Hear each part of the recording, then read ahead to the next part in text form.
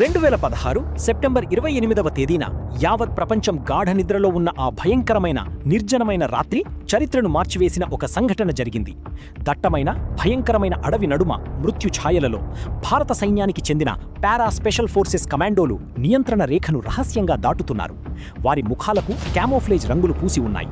వారి ఆయుధాలకు సైలెన్సర్లు అమర్చబడి ఉన్నాయి. నీడల్లాగా వారు శత్రువు యొక్క భయంకరమైన భూభాగంలోకి నిశ్శబ్దంగా చొచ్చుకుపోయారు. ఒక చిన్న పొరపాటు జరిగినా మొత్తం మిషన్ శాశ్వతంగా ముగిసిపోయేది.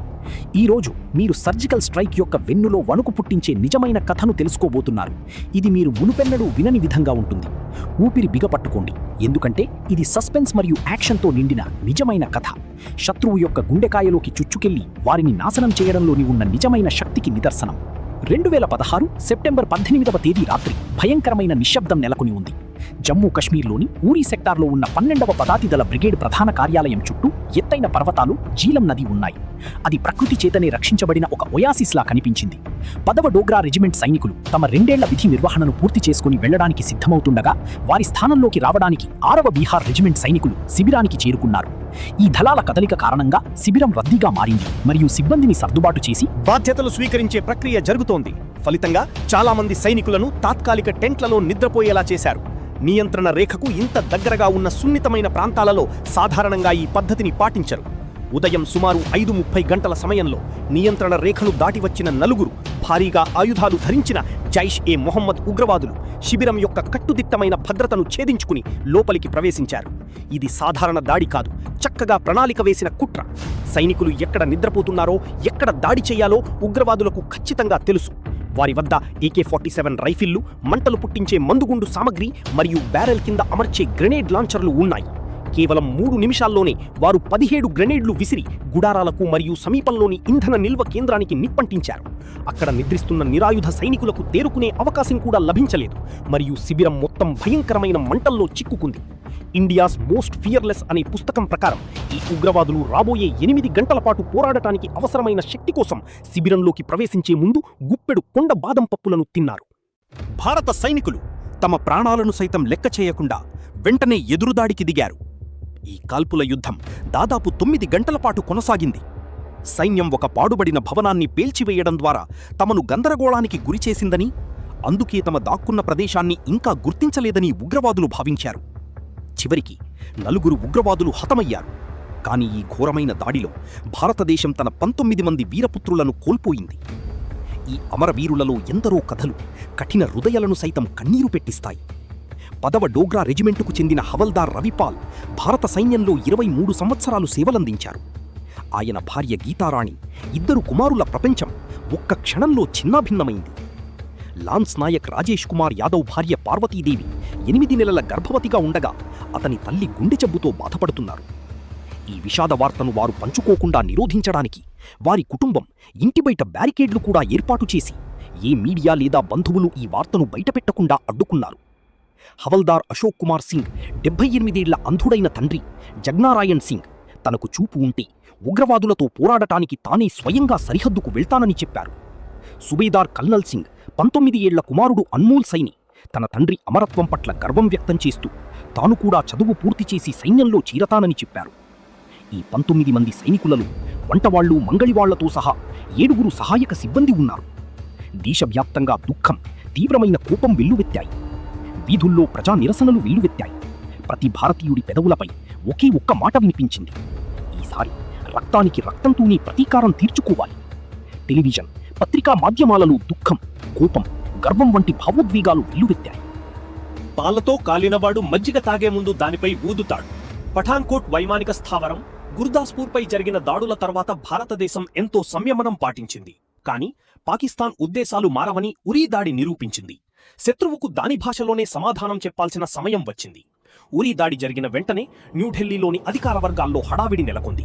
ఈ పిరికిపంద దాడికి పాల్పడిన వారిని ఎట్టి పరిస్థితుల్లోనూ వదిలిపెట్టబోమని, వారికి అత్యంత కఠినమైన శిక్ష విధిస్తామని ప్రధాని నరేంద్ర మోదీ దేశానికి స్పష్టంగా హామీ ఇచ్చారు. ఇది కేవలం రాజకీయ ప్రకటన మాత్రమే కాదు, ఒక నిర్దిష్ట కార్యాచరణ ప్రణాళికకు నాంది. రాబోయే ప్రాంతీయ ఎన్నికలు మరియు ప్రజా ఒత్తిడి కారణంగా ప్రభుత్వం తీవ్ర ఒత్తిడికి లోనైంది. జాతీయ భద్రతా సలహాదారు NSA అజిత్ దోవల్ బంగ్లాదేశ్ పర్యటనను రద్దు చేసుకోగా, army chief general Dalbir Singh Suhag కూడా యునైటెడ్ కింగ్డమ్ పర్యటనను వాయిదా వేశారు. రక్షణ మంత్రిత్వ శాఖ యొక్క అత్యంత రహస్య వార్ రూమ్లో ఉన్నత స్థాయి సమావేశాల పరంపర ప్రారంభమైంది.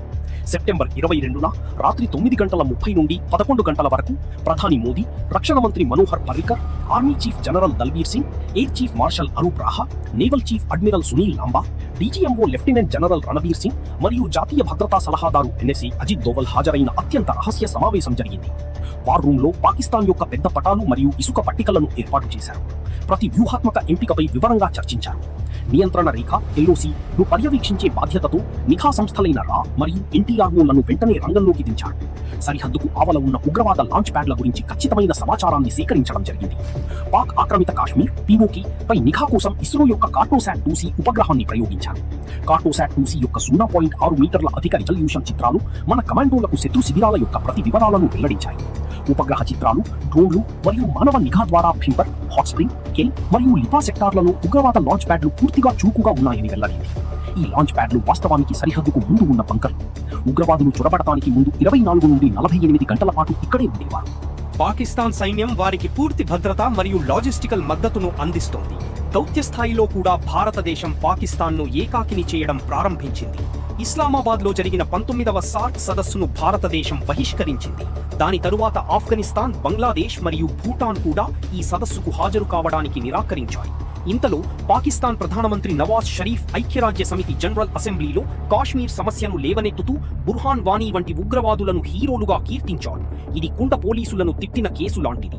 ప్రధాని మోదీ సైనిక చర్యకు పచ్చజెండా ఊపారు. ఈ సర్జికల్ స్ట్రైక్ ను భారత సైన్యానికి చెందిన అత్యున్నత స్పెషల్ ఫోర్సెస్ నిర్వహిస్తాయని నిర్ణయించారు. ఈ మిషన్ కోసం నార్దర్న్ కమాండ్ పరిధిలోని 4 పారా SF మరియు 9 పారా SFలను ఎంపిక చేశారు. ఈ 2 యూనిట్లకు పర్వత ప్రాంత యుద్ధం మరియు ఉగ్రవాద నిరోధక కార్యకలాపాలలో విస్తృతమైన అనుభవం ఉంది. మొత్తం ఆపరేషన్ ను అత్యంత రహస్యంగా ఉంచారు. శత్రువు కనీసం గమనించకుండా ఉండేందుకు అవసరమైన వారికి మాత్రమే కమాండ్ గొలుసులో సమాచారాన్ని అందించారు. ఎప్పటిలాగే భారత్ కేవలం దౌత్యపరమైన నిరసనలు మాత్రమే తెలుపుతుందని, ఎలాంటి సైనిక చర్యకు దిగదని పాకిస్తాన్ భావించింది. కానీ భారత సైన్యం వారి సొంత గడ్డపైకి ప్రవేశించి వారిని శాశ్వతంగా నిద్రపుచ్చడానికి పూర్తి సన్నద్ధంగా ఉందని వారికి ఏమాత్రం తెలియదు. మిషన్ అందిన వెంటనే రేడియో కమ్యూనికేషన్స్ లో మేజర్ మైక్ టాంగోగా ప్రసిద్ధి చెందిన 4 పారా SF కు చెందిన మేజర్ రోహిత్ సూరి తన స్ట్రైక్ టీమ్ ను సిద్ధం చేయడం ప్రారంభించారు. అత్యంత ధైర్యవంతుడు, చురుకైన వాడు మరియు పథకాలు సాధించిన అధికారి అయిన మేజర్ రోహిత్ సూరి సియాచిన్ లో విధులు నిర్వహిస్తుండగా ఆయనను వెంటనే యూరీ సెక్టార్ కు పిలిచారు. 19 మంది అమరవీరుల గౌరవం, దేశ పరువు తన చేతుల్లో ఉన్నందున అతను తన బృందంలోని ప్రతి కమాండోను స్వయంగా ఎంపిక చేసుకున్నాడు. ఒక చాకచక్యమైన ఎత్తుగడలో భారత సైన్యం ఉరీ దాడిలో తమ సోదరులను కోల్పోయిన 6వ బీహార్ మరియు 10వ డోగ్రా రెజిమెంట్లకు చెందిన ఘటక్ ప్లాటూన్ల సైనికులను చేర్చుకుంది. ఈ సైనికులకు నియంత్రణ రేఖ LOC చుట్టూ ఉన్న భూభాగంపై లోతైన అవగాహన మరియు వారి హృదయాలలో ప్రతీకారం తీర్చుకోవాలనే తీవ్రమైన కోరిక ఉన్నాయి. కర్ణాటకలోని ఉధంపూర్ మరియు బెల్గాంలోని కమాండో శిక్షణా పాఠశాలలో సన్నాహాలు ప్రారంభమయ్యాయి. ఈ సైనికులను 72 గంటల నిరంతర విధ్వంసక శిక్షణ ద్వారా పరీక్షించారు. ఆ శిక్షణ ఎంత క్రూరంగా ఉందంటే సైనికులు 20 నుండి 35 కిలోగ్రాముల బరువును మోస్తూ 20 నుండి 60 కిలోమీటర్లు పరుగెత్తవలసి వచ్చింది. వారు సమీప పోరాటం మరియు యుద్ధ కళలలో ప్రత్యేక శిక్షణ కూడా పొందారు. ఇది ఒక్క తూటా కూడా కాల్చకుండా శత్రువు మెడను విరగ్గొట్టడానికి వారికి వీలు కల్పించింది. కమాండోలు 20 నుండి 22 గంటల శిక్షణ పొందారు మరియు ఒత్తిడికి లొంగిపోకుండా ఉండేలా మానసిక హింసను భరించారు. ఎలాంటి అనుమానం రాకుండా ఉండేందుకు ఈ మొత్తం మిషన్ను ఒక సాధారణ శిక్షణా విన్యాసంగా రూపొందించారు. కమాండోలందరి మొబైల్ ఫోన్లను పూర్తిగా నిలిపివేశారు. ఎంచుకున్న ఆయుధాలు అత్యంత ప్రాణాంతకమైనవి. బుల్పప్ డిజైన్ కారణంగా దగ్గరి పోరాటానికి అద్భుతంగా పనిచేసే ఇజ్రాయెల్లో తయారైన IWI టావోర్ అసాల్ట్ రైఫళ్లను ఎంచుకున్నారు. అదనంగా ఈ మిషన్లో M4 carbine, Carl Gustav 84mm rocket launcher మరియు ఆటోమేటిక్ గ్రెనేడ్ లాంచర్ వంటి ఆయుధాలను కూడా చేర్చారు. చిమ్మ చీకట్లో చూడటానికి సరికొత్త నైట్ విజన్ గాగుల్స్ను ఉపయోగించారు. ఇంతలో పాకిస్తాన్ సైన్యం తమ సరిహద్దులో అత్యంత అప్రమత్తంగా ఉంది. వారి రాడార్ వ్యవస్థలు పూర్తిగా పనిచేస్తున్నాయి మరియు సాబ్ 2000 వైమానిక హెచ్చరిక విమానాలు ఆకాశాన్ని పర్యవేక్షిస్తున్నాయి. శత్రువును అప్రమత్తంగా లేనప్పుడు పట్టుకోవటం చాలా కీలకం. కాబట్టి భారత సైన్యం ఒక శక్తివంతమైన దారి మళ్లించే వ్యూహాన్ని ఉపయోగించింది. దాడికి కొద్దిసేపటి ముందు భారత సైన్యానికి చెందిన 28వ డివిజన్ కుప్వారా సెక్టార్లు మరియు 25వ డివిజన్ రాజౌరి సెక్టార్లు భారీగా చిన్న ఆయుధాలు మరియు మోర్టార్ కాల్పులు జరిపాయి. కర్ర ఎవరి చేతిలో ఉంటే గేదె కూడా వారి చేతిలోనే ఉంటుంది. భారతదేశం ఎంత భయంకరమైన ఆయుధ బలాన్ని ప్రదర్శించిందంటే పాకిస్తానీ సైన్యం దృష్టి మొత్తం కాల్పులు వస్తున్న స్థానాల వైపు మళ్లింది. భారత సైన్యం సాంప్రదాయ దాడికి సిద్ధమవుతోందని వారు భావించారు. శత్రువుల దృష్టి పూర్తిగా మరలడంతో మన పారాఎస్ఎఫ్ కమాండోలు నియంత్రణ రేఖను దాటడానికి మార్గం సుగమమైంది. 2016 సెప్టెంబర్ 28, 29 తేదీల మధ్య రాత్రి ఆకాశంలో చంద్రుని జాడలేదు. ఎందుకంటే అది అమావాస్య రాత్రి. రహస్య సైనిక కార్యకలాపాలకు ఇది అనువైనదిగా భావిస్తారు. ఆ రాత్రి సుమారు 12:30 గంటల సమయంలో 5 పారా ఎస్ఎఫ్ బృందాలు నియంత్రణ రేఖను దాటడం ప్రారంభించాయి. దాదాపు 70 నుండి 80 మంది కమాండోలు చిన్న చిన్న బృందాలుగా విడిపోయి ముందుకు కదులుతున్నారు. 4 పారా ఎస్ఎఫ్ కమాండోలు కుప్వారాలోని నౌగాం సెక్టార్ నుండి టూట్మారీ గలీ మీదుగా శత్రు భూభాగంలోకి ప్రవేశించగా 9 పారా ఎస్ఎఫ్ కమాండోలు పూంచ్ సెక్టార్ నుండి పిలోని మరియు నంగి టెక్టీ బెటాలియన్ ప్రాంతాల మీదుగా శత్రు భూభాగంలోకి ప్రవేశించారు. ఇది సులభమైన మార్గం కాదు. పిఓకేలోని భూభాగం అత్యంత ప్రమాదకరమైనది మరియు కఠినమైనది. అడుగడుగునా ల్యాండ్ మైన్లు మరియు శత్రు గస్తీ దళాల ముప్పు పొంచి ఉంటుంది. ఆ రాత్రి నిశ్శబ్దంలో మన కమాండోలు ముఖాలకు మభ్యపెట్టే దుస్తులు ధరించి దెయ్యాల్లా నిశ్శబ్దంగా సాగారు. వారికి రంగులు పూసి వారి రైఫిళ్లకు సైలెన్సర్లు అమర్చారు. అతి చిన్న శబ్దం కూడా మొత్తం మిషన్ను ప్రమాదంలో పడేయగలదు. కార్టోసాట్ 2C ఉపగ్రహం నుండి వచ్చిన చిత్రాలు మరియు డ్రోన్ల ప్రత్యక్ష నిఘా వారికి ఖచ్చితమైన మార్గపటాన్ని అందించాయి. వారు శత్రు భూభాగంలోకి 500 మీటర్ల నుండి 3 కిలోమీటర్ల వరకు చొచ్చుకుపోయారు. భింబర్, హాట్ స్ప్రింగ్, కెల్ మరియు లిపా సెక్టార్లలోని 7 ఉగ్రవాద లాంచ్ ప్యాడ్లు ఇప్పుడు వారి కళ్ల ముందు ఉన్నాయి. అప్పటికి తెల్లవారుజామున 2 గంటలు. లాంచ్ ప్యాడ్లలోని ఉగ్రవాదులు మరియు వారి పాకిస్తానీ హ్యాండ్లర్లు గాఢ నిద్రలో ఉన్నారు, లేదా మరుసటి రోజు ఉదయం భారతదేశంలోకి చొరబడాలని కలలు కంటున్నారు. మృత్యువు తమ గుమ్మం వద్ద వేచి ఉందని వారికి ఏమాత్రం తెలియదు. మేజర్ రోహిత్ సూరి తన 8 మంది సభ్యుల స్ట్రైక్ టీంతో లక్ష్యానికి చాలా దగ్గరగా చేరుకున్నారు. అతను పరిస్థితిని క్షుణ్ణంగా విశ్లేషించి తన దాడి బృందాన్ని స్థానంలోకి వెళ్లమని సంకేతం ఇచ్చాడు. ప్రతి కమాండో దృఢంగా తన స్థానంలో నిలబడ్డాడు. ట్రిగ్గర్లపై వేళ్లు బిగించి ఉన్నాయి మరియు గుండె చప్పుడు పూర్తిగా ఆగిపోయింది. ఇక మిగిలింది మిషన్ లీడర్ ఆదేశాల కోసం వేచి ఉండటమే. ఢిల్లీలోని వార్ రూంలో కూర్చుని రక్షణ మంత్రి మనోహర్ పర్రికర్, జాతీయ భద్రతా సలహాదారు ఎన్ఎస్ఐ అజిత్ ధోవల్ మరియు army chief general Dalbir Singh మొత్తం ఆపరేషన్ హెల్మెట్ కెమెరాలు మరియు డ్రోన్ల ద్వారా ప్రత్యక్షంగా పర్యవేక్షిస్తున్నారు. యావత్ దేశం ఊపిరి బిగబట్టింది. ఆ క్షణం ముందు బావి వెనక గొయ్యిలా ఉంది. అక్కడ చిన్న పొరపాటు కూడా వినాశనానికి దారితీసేది. అన్ని స్టేషన్లు సిద్ధం. 3, 2, 1 వెళ్ళు. మేజర్ రోహిత్ సూరి గొంతు రేడియోలో ప్రతిధ్వనించింది. దానితో పాటు భయంకరమైన పేలుళ్ల శబ్దంతో ఆ నిశ్శబ్ద రాత్రి కంపించింది. కార్ల్ గుస్తావ్ 84mm రాకెట్ లాంచర్లు మరియు ఆటోమేటిక్ గ్రెనేడ్ లాంచర్లు శత్రువుల బంకర్పై కాల్పులు ప్రారంభించాయి. లాంచ్ ప్యాడ్లు పీకముక్కల్లా కూలిపోవడం మొదలైంది. తమపై విరుచుకుపడిన ఈ విపత్తు తీవ్రతకు ఉగ్రవాదులు నిశ్చేష్టులయ్యారు. ప్రాణభయంతో పారిపోవడానికి ప్రయత్నించిన వారిని టావోర్ TAR-21 మరియు M4 కార్బైన్ల ఖచ్చితమైన తూటాలు నేలకూల్చాయి. మేజర్ రోహిత్ సూరి అసాధారణ ధైర్యాన్ని ప్రదర్శించారు. ఇద్దరు కావలివారు తన బృందం వైపు వేగంగా దూసుకురావడం చూసి అతను తన ప్రాణభయంతో వారిద్దరినీ ముఖాముఖి పోరాటంలో హతమార్చాడు. ఆ తర్వాత మేజర్ సూరి అడవిలోకి పారిపోతున్న మరో 2 ఉగ్రవాదులను వెంబడించి వారి గొంతును శాశ్వతంగా తుంచేశాడు. ఇంతలో నాయిబ్ సుబేదార్ విజయ్ కుమార్ శత్రువుల తీవ్రమైన కాల్పుల మధ్య తన స్థానంలోనే ఉండి ఉగ్రవాదుల స్థావరంపై విచక్షణారహితంగా కాల్పులు జరపడం ప్రారంభించాడు. అతని కవరింగ్ ఫైర్ వల్ల దాడి బృందం లక్ష్యాన్ని సులభంగా సమీపించగలిగింది మరియు విజయ్ కుమార్ స్వయంగా తన రైఫిల్తో 2 ఉగ్రవాదులను హతమార్చాడు. తన స్వార్థం కోసం నిరంతరం భారతదేశాన్ని నిందిస్తున్న పాకిస్తాన్ ఇప్పుడు తన సొంత గడ్డపైనే కుక్కల్లా చంపబడుతోంది. ఉగ్రవాదులకు రక్షణ కవచం కల్పిస్తున్న లాంచ్ ప్యాడ్లు, అలాగే పాకిస్తానీ సైనిక పోస్టులు ధ్వంసమయ్యాయి. ఈ భయంకరమైన దాడిలో సుమారు 38 నుండి 40 మంది ఉగ్రవాదులు మరియు వారి సహచరులు పూర్తిగా తుడిచిపెట్టుకుపోయారు. అది ఒక సంపూర్ణ మారణకాండ. ఎలాంటి పౌర ప్రాణనష్టం లేకుండా భారత సైన్యం తన 19 మంది సైనికుల అమరత్వానికి ప్రతీకారం తీర్చుకుంది. శత్రువు నడుము పూర్తిగా విరిచారు. వారి ఉగ్రవాద శిబిరాలను నేలమట్టం చేశారు.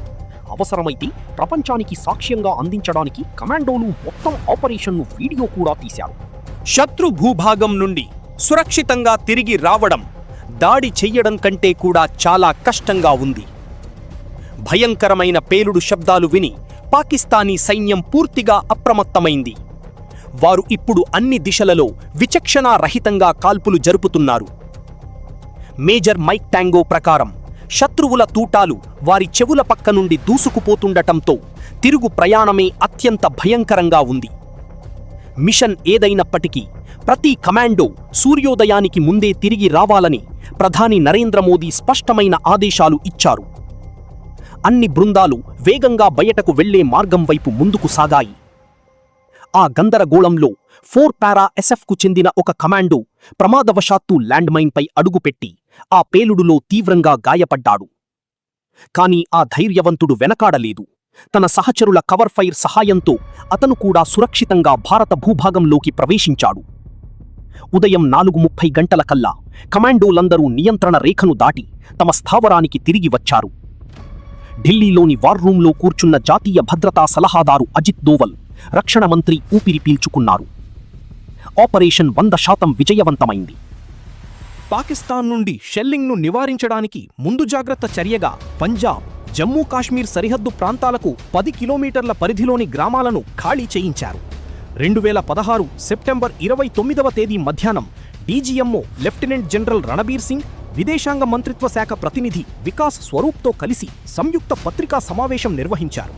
భారత సైన్యం పాక్ ఆక్రమిత కాశ్మీర్లోకి ప్రవేశించి సర్జికల్ స్ట్రైక్స్ నిర్వహించి పెద్ద సంఖ్యలో ఉగ్రవాదులను హతమార్చిందని వారు ప్రపంచానికి ప్రకటించారు. ఈ దాడి కేవలం ఉగ్రవాదులను అడ్డుకోవడానికి ఉద్దేశించబడిందని, ఆపరేషన్ ఇప్పుడు ముగిసిందని వారు పేర్కొన్నారు. పాకిస్తాన్ పూర్తిగా నిశ్చేష్టమైంది. తమ అవమానాన్ని కప్పిపుచ్చుకోవడానికి అది కేవలం సరిహద్దు కాల్పులు మాత్రమేనని, సర్జికల్ స్ట్రైక్ కాదని, పుల్లటి ద్రాక్ష అనే సామెతను నిజం చేస్తూ వారు పేర్కొన్నారు.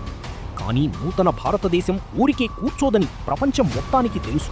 ఈ అకుంఠిత ధైర్యానికి గాను మేజర్ రోహిత్ సూరికి కీర్తి చక్ర మరియు నాయిబ్ సుబేదార్ విజయ్ కుమార్ సహా పలువురు ఇతర సైనికులకు శౌర్య చక్ర ప్రదానం చేశారు. ఉరి దాడి తర్వాత భారతదేశానికి తగిలిన తీవ్రమైన గాయాలను సర్జికల్ స్ట్రైక్స్ మాన్పాయి. అమరవీరుల కుటుంబాలు హవల్దార్ అశోక్ కుమార్ సింగ్ భార్య సంగీతాదేవి తన భర్త అమరత్వం వృధా కాలేదని తెలుసుకుని ఓదార్పు పొందినట్లే భారతదేశానికి వ్యతిరేకంగా కన్నెత్తి చూడటానికి సాహసించే వారిని వారి ఇళ్లలోనే హతమారుస్తామని భారత సైన్యపు ప్రత్యేక దళాలు నిరూపించాయి. ఈ కథ కేవలం ఒక సైనిక చర్యకు సంబంధించినది కాదు, తమ సర్వస్వాన్ని త్యాగం చేసి మన ధైర్యవంతులైన సైనికుల స్ఫూర్తికి సంబంధించినది. జై హింద్.